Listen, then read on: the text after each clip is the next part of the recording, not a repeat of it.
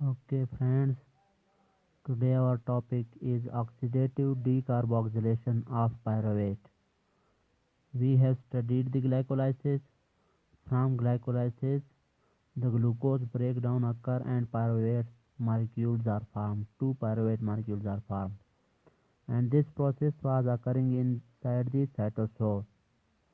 Once glycolysis occurs, then pyruvate enters the mitochondria. Because pyruvate is a polar molecule, it cannot pass through the mitochondrial membrane, which is the lipid bilayer membrane, by passive diffusion. That's why it requires a transporter. That transporter is called pyruvate translocase, and that is actually a co-transporter of pyruvate and proton. It will transport one pyruvate molecule along with proton inside the mitochondria, and during this process one ATP is utilized. Once pyruvate enters the mitochondrial matrix, this part is called mitochondrial matrix. This is the outer membrane, this is the inner membrane. The inner membrane contains finger-like projections. These finger-like projections are called cristae. Electron transport chain will occur here, but the conversion of pyruvate to acetyl-CoA and the Krebs cycle will occur inside the mitochondrial matrix. So how pyruvate is converted into acetyl-CoA? This process by which pyruvate is converted into acetyl-CoA, that process is called oxidative decarboxylation of pyruvate. So pyruvate is converted into acetyl-CoA by the enzyme pyruvate dehydrogenase complex. And this pyruvate dehydrogenase complex, as the name indicates, it is a complex, means it is a collection of many enzymes. It is not a single enzyme. It consists of three functional enzymes and two regulatory enzymes. The three functional enzymes are phosphate dehydrogenase or pyruvate dehydrogenase or pyruvate decarboxylase. This is the first enzyme, and that's why it is also called as E1. The E2 or second enzyme is dihydrolipoyl transacetylase. E3 is the dihydrolipoyl dehydrogenase. So these three enzymes are the functional enzymes of pyruvate dehydrogenase complex, while two regulatory enzymes are pyruvate dehydrogenase phosphatase and pyruvate dehydrogenase kinase, and these both enzymes are regulating the function of this E1 of the first enzyme, pyruvate dehydrogenase or pyruvate decarboxylase. So now we will study how uh, it also require this enzyme also require many cofactors, actually five cofactors. The first enzyme E1 or pyruvate dehydrogenase, it requires thymine pyrophosphate, while the second enzyme dihydrolipoyl transacetylase or E2 require coenzyme A and lipoamide, while the E3 or dihydrolipoyl dehydrogenase require fulvin adenine dinucleotide and nicotinamide adenine dinucleotide. So the process oxidative decarboxylation of pyruvate is, it is the net reaction in which pyruvate, look, see, pyruvate is a polar molecule. It contains negative charge at the carboxylate group. It is the carbonyl group and it is the methyl group of pyruvate. So pyruvate is a 3 carbon compound, while acetyl CoA is a 2 carbon compound. Because during the conversion of pyruvate into acetyl CoA, one carbon is removed as carbon dioxide, and during this process one NADH is formed. So the net reaction is pyruvate is converted into acetyl CoA, one carbon is released as carbon dioxide, and one NADH is produced from NAD during this decarboxylation process. So this was the net reaction, but actually this whole process occurs in 5 steps. We will study that in detail now.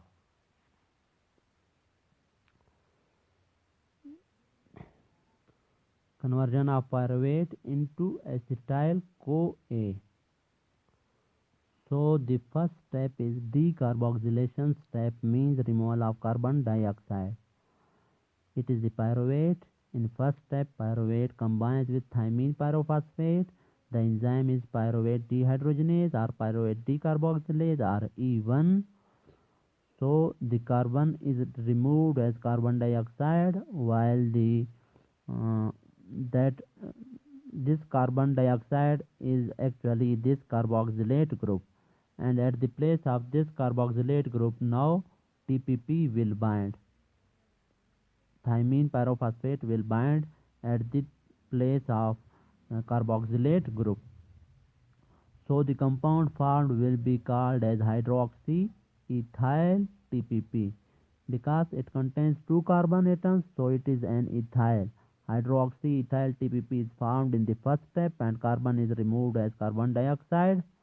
In the next step, the hydroxy ethyl TPP will combine with lipoamide, and the enzyme working here is dihydrolipoyl transacetylase.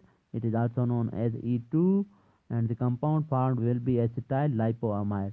So in this step, two things occur. One is the removal of hydroxyl group, one is the removal of thymine pyrophosphate, other is replacement of hydroxyl group by carbonyl group.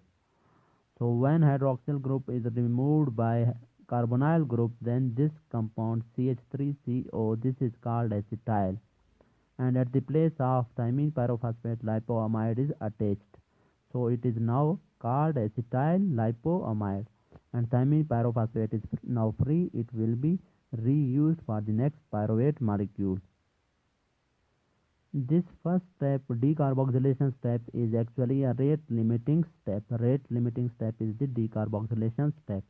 The second step is the reduction step. And the third, fourth, and fifth steps are the oxidation steps. In the third step, acetyl lipoamide is converted into reduced lipoamide and acetyl CoA.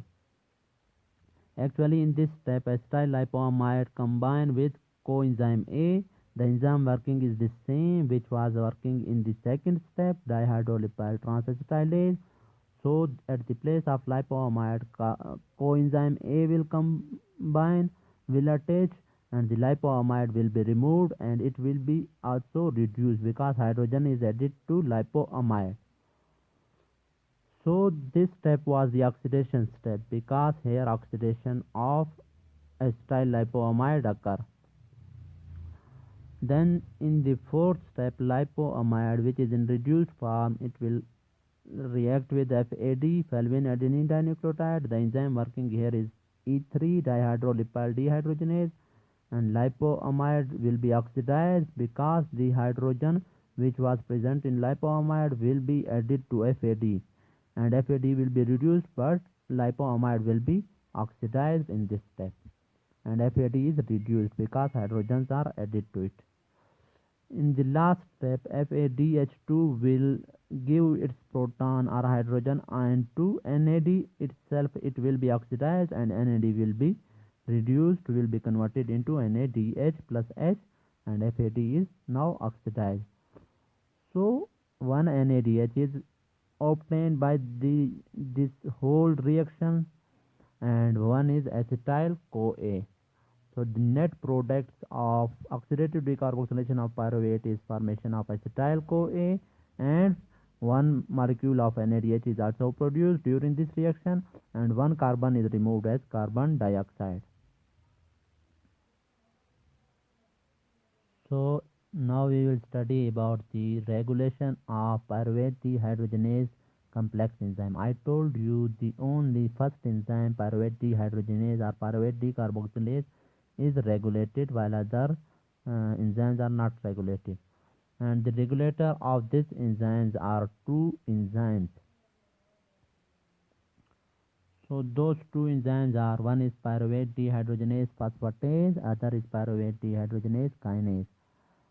Pyruvate dehydrogenase phosphatase. Phosphatase, I told you in the previous lecture that phosphatases are those enzymes which remove phosphate from any substrate or from any enzyme. So it is an enzyme which will remove phosphate from the pyruvate dehydrogenase enzyme.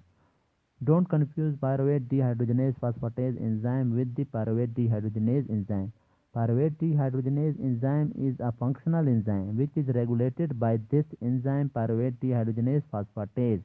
This enzyme will remove phosphate from the pyruvate dehydrogenase enzyme and will activate that enzyme, while the pyruvate dehydrogenase kinase enzyme will add phosphate to pyruvate dehydrogenase enzyme and will inactivate it.